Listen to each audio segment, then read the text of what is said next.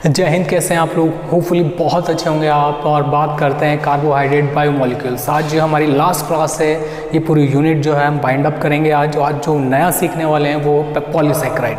ठीक है, पहले पॉलीसैकेराइड के बारे में हम देखेंगे, डेफिनेशन देखेंगे, फिर इसके टाइप्स देखेंगे और इसमें भी हम स्टार्च और सेल्यूलोज को स्टडी करेंगे। ओके, आइए स्टार्ट करते हैं। पॉलीसैकेराइड डेफिनेशन क्या है?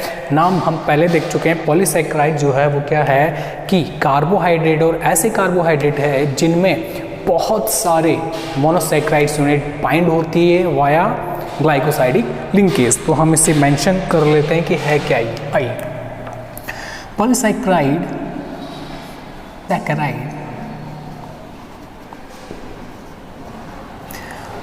Are carbohydrate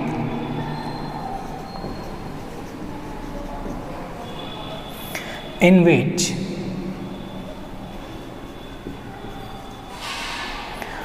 hundreds and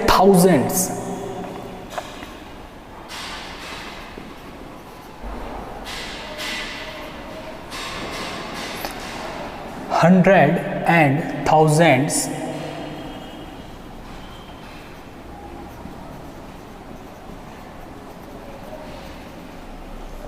monosaccharide units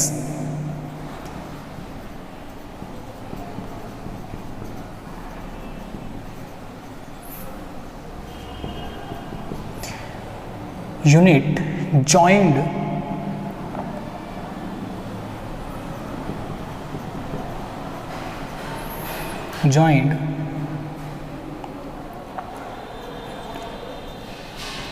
together by glycosidic linkage।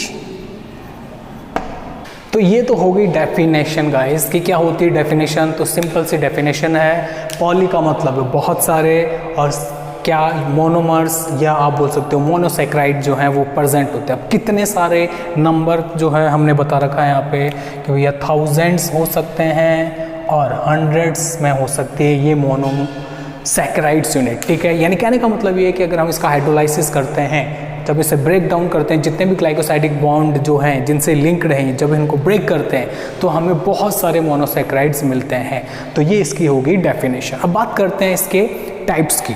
Types of polysaccharide. Types of polysaccharides.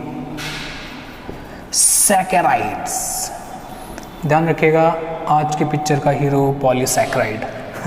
ठीक है, हाँ चलो। पॉलीसैकेराइड के टाइप है, एक तो होता है होमोपॉलीसैकेराइड और एक होता है बिल्कुल हेट्रोपॉलीसैकेराइड। तो दोनों में मेंशन कर देता हूँ। फर्स्ट इज होमोपॉलीसैकेराइड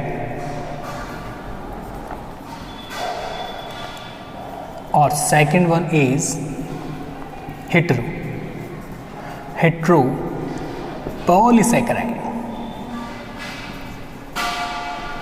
ये लीजिए, ये दोनों के दोनों आपके सामने मैंने मेंशन कर दिए हैं। तो both are polysaccharide, homo and hetero. अब सुनिए, होमो और हेट्रो का मीनिंग क्या है। तो होमो का मतलब ये है कि, और हेट्रो का मतलब है कि, होमोस पॉलीसैकेराइड का मतलब है ऐसे पॉलीसैकेराइड जिनमें एक ही टाइप के मोनोसैकेराइड प्रेजेंट हो। ऐसे पॉलीसैकेराइड जो किनके बने होते हैं, एक ही टाइप के मोनोसैकेराइड से बने होते हैं। ठीक है, तो हम बोलेंगे मेड अप ऑफ सिंगल, तो क्या लिखेंगे, made up of single monosaccharide. ये लीजिए, और ये मेड अप ऑफ मैनी, या बोल सकते हैं डिफरेंट मोनोसैकेराइड। कहने का मतलब है कि होमो का मतलब है सेम, इस वर्ड का मतलब है सेम। ध्यान रखना, एक जैसे मोनोसैकेराइड हो तो बोलेंगे होमोसैकेराइड, पॉलीसैकेराइड। और अगर हेट्रो का मतलब है अलग अलग इसका मतलब है सेम, इस वर्ड का मतलब होता है सेम, और इसका मतलब होता है नॉट सेम। क्रॉस लगा दिया मैंने, इक्वल टू करके क्रॉस लगा दिया इस पे, यानी नॉट सेम, यानी मोनोसेक्राइड अलग अलग होंगे। कैसे होंगे? अलग अलग। समझ में आ गया क्या? डिफरेंट टाइप्स ऑफ मोनोसेक्राइड से बने होते हैं और ये सेम टाइप से बने होते हैं। अब बात करते हैं मोनोसेक्राइड। होमोपॉलीसेक्राइड जो है उनके बारे में हम बात करते हैं, और इसके अंदर मोस्ट कॉमन जो बात करते हैं वो क्या क्या है वो आपके सामने है। स्टार्च लेंगे और एक सेल्यूलोज लेंगे। आइए बात करते हैं फर्स्ट जो हम लेंगे स्टार्च, और सेकंड जो लेंगे वो लेंगे हम सेल्यूलोज। तो हम जो अब क्या बात करने वाले हैं, हम बात करने वाले हैं स्टार्च और किसकी? सेल्यूलोज की बातें करने वाले हैं। तो सबसे पहले हम लेंगे स्टार्च, किस में प्रेजेंट होता है, उसकी प्रॉपर्टीज क्या होती है, इसके बारे में डिस्कस करते हैं। आइए अब बात करते हैं स्टार्च की। स्टार्च क्या होता है तो सुनिए, कहाँ किस में प्रेजेंट होता है। तो सबसे बड़ी चीज़ है, कई बार क्वेश्चन आ चुका है, डायरेक्ट क्वेश्चन आता है, और वो है पोटैटोज, राइस, पीस जिसे मटर बोलते हैं, और बीन कॉर्न जिसे हम मक्का बोलते हैं। ठीक है, तो इनके अंदर प्रेजेंट होता है मोस्टली स्टार्च। आलू के अंदर जो है वो आपको बहुत ज़्यादा मात्रा में मिलेगा। आप आलू को बॉईल करके खाएंगे तो बहुत ज़्यादा कार्ब आप इंटेक कर सकते हैं बहुत कम एफर्ट के अंदर। ठीक है, तो ध्यान रखिएगा ये चीज़ें, स्टार्च प्रेजेंट होता है इनमें बहुत ज़्यादा। चलो बात करते हैं अब इसकी कुछ प्रॉपर्टीज़ देख लेते हैं। तो क्या क्या प्रॉपर्टीज़ आइए। फर्स्ट तो क्या लिखेंगे? It is insoluble in cold water. Okay next, भैया ठंडे पानी में ये सॉल्युबल नहीं है पहली चीज़। अब अलग बात है कि आपने आग लगा दी नीचे और गर्म कर दिया पानी तो सॉल्युबल हो जाएगा, लेकिन कोल्ड वाटर में सॉल्युबल नहीं है। ध्यान रखिएगा इस बात को, बहुत बार ये क्वेश्चन आ चुका है। Cold water. ठीक है, आगे चलते हैं। नेक्स्ट प्रॉपर्टी है स्टार्च का, कि जो स्टार्च है वो it's give blue solution, blue colour, it's give blue colour with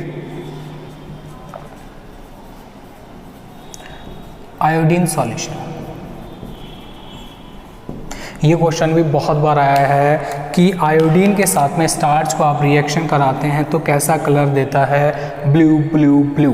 blue है पानी पानी पानी, वो वाला ब्लू। ठीक है, ध्यान रखिएगा, क्योंकि ध्यान रखिए कि क्वेश्चन याद होना चाहिए हमें। स्टार्च ब्लू कलर देगा आयोडीन के साथ में। ठीक है, किसके साथ में? Iodine solution. वो कुछ भी पूछ सकता है आपसे। 3 क्वेश्चन बन गए क्या?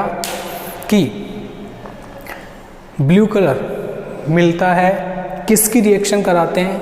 आयोडीन से। तो स्टार्च इज द आंसर। क्या पूछेगा? स्टार्च आयोडीन से रिएक्शन करके कैसा कलर देता है? Blue colour. फिर क्या बोलेंगे? स्टार्च की रिएक्शन किससे कराएं कि ब्लू कलर देगा? तो क्या हो गया? Iodine solution. तो 3 टाइप के आप बोल सकते हो कि क्वेश्चन तैयार हो गया। चलें आगे। ठीक है, नेक्स्ट पॉइंट पे चलते हैं। It is a mixture of It is a mixture of 2 polysaccharides. ये जो है 2 पॉलीसैकेराइड्स का मिक्सचर है। कौन कौन से हैं वो बहुत ज़रूरी है, वो हमें पता होना चाहिए। फर्स्ट एमाइलोज, और सेकंड वन इज एमाइलोपैक्टिन।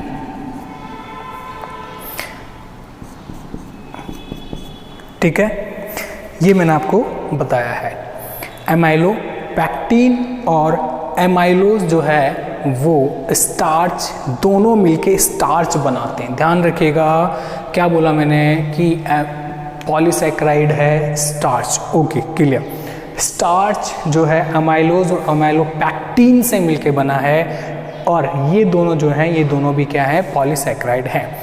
ये जो स्टार्च है it is a type of homopolysaccharide, it is a homopolysaccharide, homopolysaccharide, ध्यान रखिएगा। अब आप बोलोगे अगर होमोपॉलीसैकेराइड है तो आपने ये दो टाइप क्यों बताए?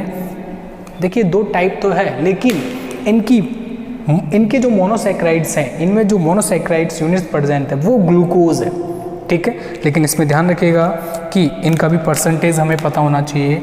ये 20% में प्रेजेंट होता है और ये 80% में प्रेजेंट होता है गाइस, ध्यान रखिएगा। ये परसेंटेज भी कई बार पूछ लेता है, यहाँ पे क्वेश्चन अटक जाते हैं, परसेंटेज नहीं पता होता है।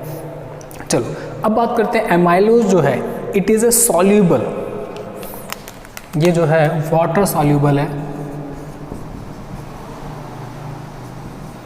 इन H2O और it is insoluble in H2O। ध्यान रखेंगे कि ये जो है, अब याद करने का तरीका क्या है, देखिए छोटा नाम है तो डिसॉल्व हो गया, ठीक है, सॉल्यूबल, और बड़ा है तो सॉल्यूबल नहीं होगा। टाइम याद करने के लिए बता रहा हूँ, ट्रिक है याद करने की। छोटा नाम इजीली डिसॉल्व हो गया, घुल जाएगा, और बड़ा नाम है तो वो इजीली घुलेगा नहीं। हिंदी और इंग्लिश में दोनों का नाम एमाइलो और एमाइलोपैक्टिन है, ठीक है। अब बात करते हैं इनके बारे में, इंडिविजुअली हम थोड़ी सी जानकारी ले लेते हैं कि क्या चीज़ है एमाइलो और एमाइलोपैक्टिन। अब बात करते हैं एमाइलोज की, ठीक है। आइए एमाइलोज देखेंगे अब हम लोग। एमाइलोज ये लीजिए, फर्स्ट टाइप जो था स्टार्च का वो हम इसके अभी देख रहे हैं, ठीक है। कुछ पॉइंट्स देख लेते हैं इसके कि क्या है क्या नहीं है इसके बारे में। तो क्या है इसमें जो मोनोसैकेराइड है, ठीक है, इट इज़, इसके अंदर जो मोनोसैकेराइड है वो है आपके अल्फा डी ग्लूकोज, ठीक है। क्या है, अल्फा डी ग्लूकोज इसमें क्या होता है, प्रेजेंट होता है। इट इज़ ए लीनियर, क्या बोलो Mona, it is linear polysaccharide of alpha D glucose. ध्यान रखिएगा, अल्फा डी ग्लूकोज का पॉलीसैकेराइड है ये, ठीक है, ठीक है। अभी alpha D glucose joined by 1,4 glycosidic linkage. तो लिख लेते हैं alpha D glucose joined each other by 1,4 glycosidic linkage. ये लीजिए कैसा है, 1,4 ग्लाइकोसाइडिक लिंकेज जो है वो प्रेजेंट है, ठीक है। Alpha D glucose join each other by 1,4 glycosidic linkage. इसको पूरा नाम बोलते हैं, अल्फा भी बोलते हैं, इसके आगे कई बार हम अल्फा भी लगा देते हैं। क्या, अल्फा 1,4 ग्लाइकोसाइडिक लिंकेज क्यों बोलते हैं, जब हम इसका स्ट्रक्चर देखेंगे तो क्लियर हो जाएगा। आइए नेक्स्ट चलते हैं। Its structure, it has helical like structure. क्या बोला, it has helical like structure. Helical का मतलब है ऐसा, सीढ़ियां जैसे नहीं होती, ऐसे जैसे डीएनए का स्ट्रक्चर होता है रे, उस टाइप में हेलिकल स्प्रिंग होती है, उस टाइप में, ठीक है। और ये हेलिकल लाइक स्ट्रक्चर जो है H2O से क्या करता है, हाइड्रोजन बॉन्डिंग इंक्रीज कर देता है, ठीक है। This structure increase hydrogen bonding with H2O, thus amylose is a water soluble। Okay, तो लिख लेते हैं हम इसको,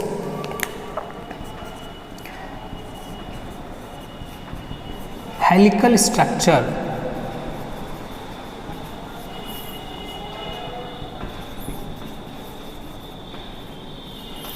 increases hydrogen bonding with H2O. Thus, it is H2O soluble, water soluble. ध्यान में आया? ध्यान रखिएगा मैंने क्या बोला है. What I'm saying, helical structure increase the hydrogen bonding with the H2O, thus it is a H2O soluble. कि हेलिकल स्ट्रक्चर जो है H2O के साथ में हाइड्रोजन बॉन्डिंग इंक्रीज करेगा और ये इजीली डिसॉल्व हो जाएगा. मैंने अभी बताया था इसके बारे में, कुछ इन्फॉर्मेशन मैंने आपको दी थी अभी जब इसका नाम लिखा था थोड़ी देर पहले, कि 20% पार्ट बनाता है किसका, स्टार्च का. और पहला पॉइंट. दूसरा पॉइंट था कि सॉल्यूबल इन वाटर, ये दूसरा पॉइंट था. तो क्यों है वो मैंने आपको यहाँ पे रीज़न बता दिया है कि ऐसा क्यों है, कि डिसॉल्व क्यों है ये, वो मैंने आपको बता दिया. सॉल्यूबल क्यों है वो बता दिया. चलें अब हम इस चीज़ को देखेंगे. 1,4 ग्लाइकोसाइडिक लिंकेज कैसे है इसके अंदर, देखें. आइए अब हम एमाइलोज देखेंगे, इसका स्ट्रक्चर देखेंगे और ये वर्ड देखेंगे कि 1,4 ग्लाइकोसाइडिक लिंकेज कैसे है. अल्फा 1,4 ग्लाइकोसाइडिक लिंकेज स्ट्रक्चर बनाता हूँ. आइए जल्दी देखिए. हम ये स्ट्रक्चर बहुत बार बना चुके हैं. पायरेनोज स्ट्रक्चर ऑफ ग्लूकोज,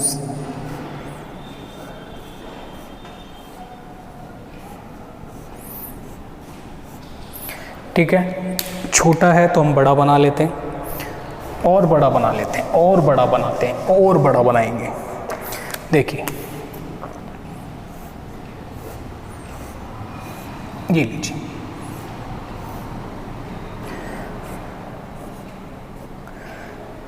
ये लीजिए ग्लूकोज, अल्फा ग्लूकोज बना रहा हूँ. ध्यान रखिएगा. जी लो, मैं यहाँ पे क्या लगा देता हूँ, ग्रुप्स लगा देता हूँ. ये एंटीना बना दिया, याद करने के लिए है. चलो, और ये जो है आगे बॉन्ड बनाता है कुछ ऐसे, कैसे, कुछ ऐसे. समझ में आ गया होगा. ये लीजिए, ये आगे बॉन्ड बनाता है कैसे, कुछ ऐसे.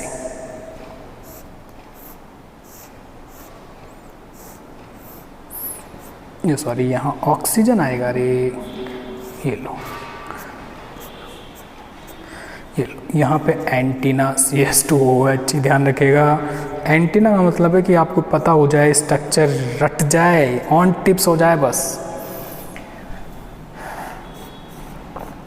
आगे भी ऐसे यूनिट होगी, एक और यूनिट बना देते हैं हम. इसका जगह है हमारे पास में, कोई प्रॉब्लम नहीं है. जी लो, H antenna, CH2OH, OH, H, OH, H. ये लो, ये मैंने बनाया है एमाइलोज. बहुत सारी यूनिट है, मैंने बोला था 100 and thousands मोनोमर यूनिट्स रहती, या मोनोसैकराइड यूनिट रहती, वो है. तो एक चेन बनाई है मैंने, एमाइलोज का स्ट्रक्चर बनाया है. मैंने बोला था ये पॉलीसैकराइड है किसका, अल्फा डी ग्लूकोज का. अल्फा डी ग्लूकोज क्या होता है वो आपको अच्छे से पता है. यहाँ पे OH नीचे की तरफ था, यहाँ पे भी OH. ये देखो क्या है, मैं एक बार मेंशन करता हूँ. Carbon number 1 2 3 4 5 6. इसमें भी मेंशन करता हूँ 1 2 3 4 5 6. इसमें भी मेंशन करता हूँ 1 2 3 4 5 6. इसमें भी मेंशन कर देते 1 2 का 4 1 2 3 4 5 6. सुनिए, इसको देखिए, ग्लाइकोसाइडिक लिंकेज ये रहा. It is a alpha 1,4 glycosidic linkage. ठीक है, कैसे पता चला मेरे को ऐसे पता चला कि ये जो है इसका नंबर 1 और दूसरे ग्लूकोज का नंबर 4. इसका, अब देखो, इसका नंबर 4 और दूसरे ग्लूकोज का 1. इसका नंबर 4 और दूसरे ग्लूकोज यूनिट का कार्बन नंबर 1 बॉन्ड फॉर्मेशन कर रहे हैं. ध्यान से देखिए तो पता चल जाएगा, दिख रहा है। तो इसीलिए बोला है 1,4 और इसको बोलते हैं ग्लाइकोसाइडिक लिंकेज। तो 1,4 ग्लाइकोसाइडिक लिंकेज तो क्लियर हो गया होगा, वेरी गुड। अब बात करते हैं what is alpha, what is the meaning of alpha. Alpha का क्या मीनिंग है यहाँ पे, तो ध्यान रखिएगा जो मैंने डी ग्लूकोज लिया है it is a alpha D glucose. कैसा है, अल्फा डी ग्लूकोज। क्यों, क्योंकि यहाँ पे अगर मैं ग्लाइकोसाइडिक लिंकेज नहीं बना, तो मान लीजिए अभी नहीं बनाया, तो यहाँ पे OH नीचे की तरफ होता, और नीचे की तरफ अगर OH होता तो हम इसे क्या बोलते, अल्फा डी ग्लूकोज। और यहाँ पे जब इसने ग्लाइकोसाइडिक लिंकेज बना लिया तो मैं इसको बोलता हूँ alpha 1,4 glycosidic linkage. It is structure of amylose. Clear. चलो अब हम चलते हैं एमाइलोपैक्टिन। अब हम क्या पढ़ने वाले हैं, हम स्टार्च का सेकंड पार्ट देखेंगे, एमाइलोपैक्टिन। बड़ा नाम है और मैंने बताया था बड़ा नाम वाटर में सॉल्युबल नहीं होता है। ये ट्रिक बताई थी लर्न करने की, याद करने की। तो हम इसके अंदर सबसे पहला जो पॉइंट है वो यहीं से स्टार्ट करेंगे। It is water insoluble part. It is water insoluble part, ठीक है। क्योंकि देखिए स्टार्च जो है दो पार्ट से बना है, एमाइलोपैक्टिन और एमाइलोज। एमाइलोज जो था वो वाटर सॉल्युबल था और ये जो पार्ट है वो क्या है, इनसॉल्युबल, वाटर इनसॉल्युबल, ठीक है। नेक्स्ट पॉइंट, ये जो है ब्रांच पॉलीसेकेराइड है। इट इज ए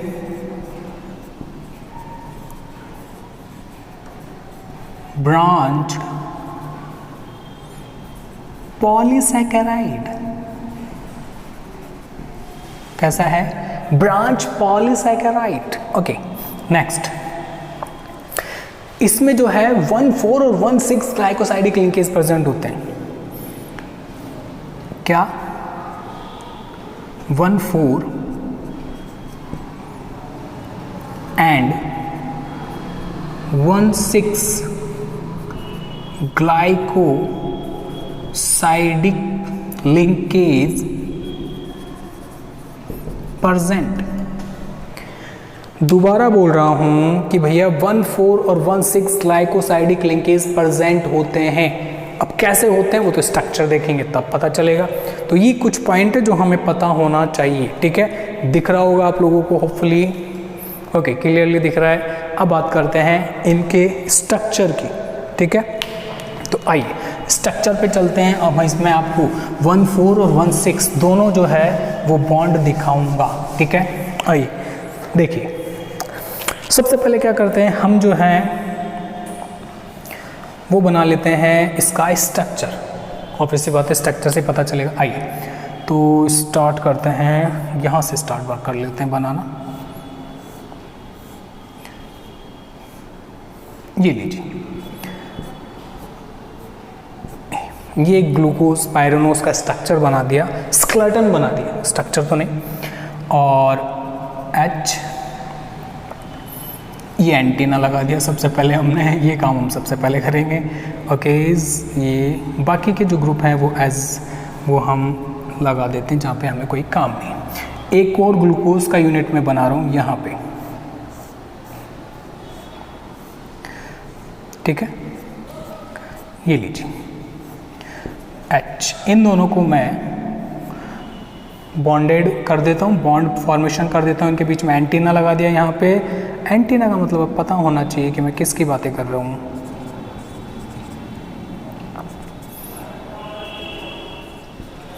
ये लीजिए, वैसे यहाँ पे OH नहीं आता है, आगे भी बॉन्डेड रहता है, आगे एक और ग्लूकोज यूनिट से बॉन्डेड रहेगा, इसलिए मैंने इसको ऐसे शो किया है। अब सुनिए, मैंने बोला था it is a branch polysaccharide, branch बनाएगा। ब्रांच का मतलब क्या है अब समझ में आएगा। तो सुनिए, it is a 1,4 dash glycosidic linkage. Any problem? मेरे हिसाब से नहीं होना चाहिए कोई प्रॉब्लम। ये दोनों ग्लूकोज जो है किससे अटैच है, इस ग्लाइकोसाइडिक लिंकेज से। अब सुनिए 1,4 क्यों बोला है, number 1, number 2, number 3, number 4, number 5, number 6, number 1, 2, 3, 4, 5, 6। ये ग्लूकोज का 4 नंबर एटम, ये ग्लूकोज का 1 नंबर एटम, तो क्या हो गया 1,4 glycosidic linkage, that's it. Okay, आगे चलते हैं। ब्रांच्ड है तो ब्रांच्ड के लिए ब्रांच्ड दिखाना बहुत जरूरी है। ये लो,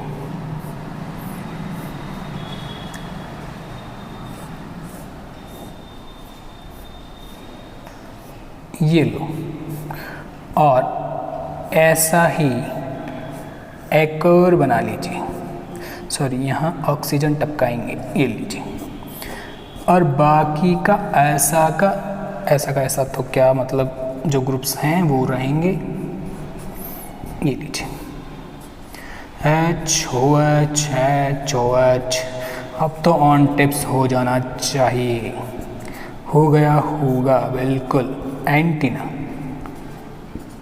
ये जो एंटीना था CS2OH, एंटीना का मतलब CS2OH जो था 6 नंबर का जो कार्बन पे OH है, ये OH ने यहाँ पे जो OH था उसने यहाँ पे प्रेजेंट OH ने के साथ में रिएक्ट कर लिया, यहाँ का OH यहाँ का OH, कैसे, ऐसे।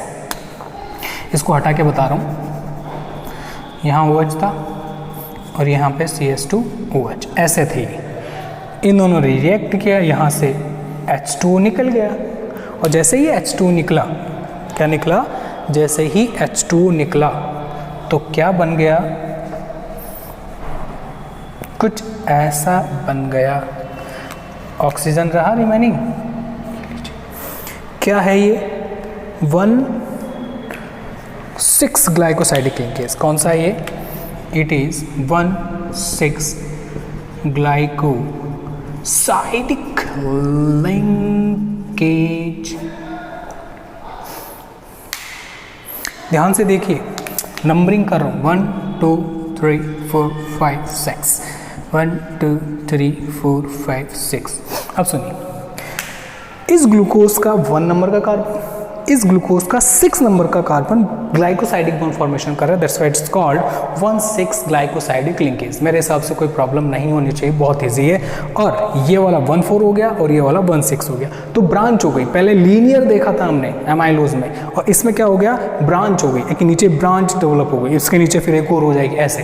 तो ये क्या है, ब्रांच पॉलीसैकेराइड है, किसका, स्टार्च का पार्ट है। तो ये था पूरा का पूरा ऑल अबाउट स्टार्च, ठीक है। अब चलते हैं नेक्स्ट होमोपॉलीसैकेराइड की तरफ। अब बात करते हैं सेल्यूलोज का। सेकेंड होमोपॉलीसैकेराइड देख रहे हैं, बहुत ईजी है और बहुत छोटा सा है, ठीक है। आइए देखिए क्या है। सेल्यूलोज के बारे में कुछ पॉइंट्स लिखे हैं कि it is a structural material of plants. Plants में जो मेन मटेरियल होता है वो क्या होता है, सेल्यूलोज। ध्यान रखिएगा, बहुत बार क्वेश्चन आ चुका है, ठीक है। It is a polysaccharide of beta D glucose. यहाँ पे बीटा डी ग्लूकोज होता है, ध्यान रखिएगा। और स्टार्च में क्या था, स्टार्च में था हमारे अल्फा डी ग्लूकोज, ओके। यहाँ पे है बीटा 1,4 ग्लाइकोसाइडिक लिंकेज। अब बीटा ग्लूकोज लिया है तो बीटा ही 1,4 ग्लाइकोसाइडिक लिंकेज होगा, इसको आप ध्यान रखिएगा।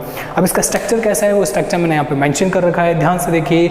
ये ग्लूकोज है, ये दूसरा ग्लूकोज है, इन दोनों के अंदर क्या चीज़ है, कौन सा बॉन्ड फॉर्मेशन हो रहा है। देखिए, मैं इस ग्लूकोज जो यूनिट है उसके नंबर, कार्बन को नंबर मेंशन कर रहा हूँ 3 4 5 और 6।